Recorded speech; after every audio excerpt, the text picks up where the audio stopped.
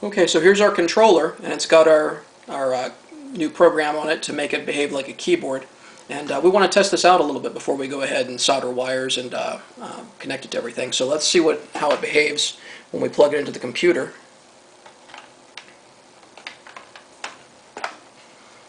So it takes it a second or two to get ready.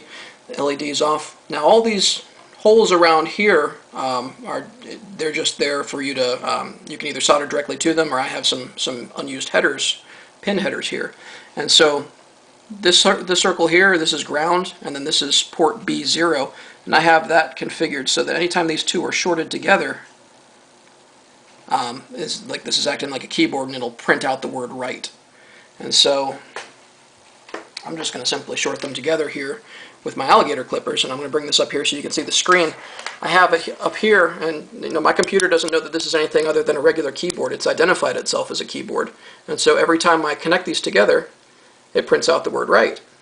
Now I've got this code so that it also, anytime it changes state, it does that. So when I disconnect, it'll also say write, and that's because our Fender foot pedal has its own state too. I don't want to just have it do write when the thing is closed, otherwise I'll press it once with my foot and I'll get a million write arrows.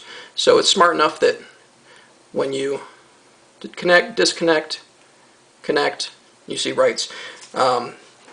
This pin here, the leftmost pin of this other part of the header, that's D0, and that's what I'm using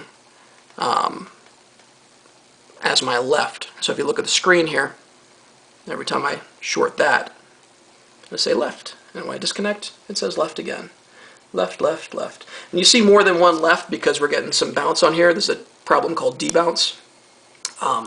These are just kind of sitting here, not soldered in. That problem should go away when I solder it. If it doesn't, I can put some timeouts, some delays in here so that we're only checking, a couple times a second.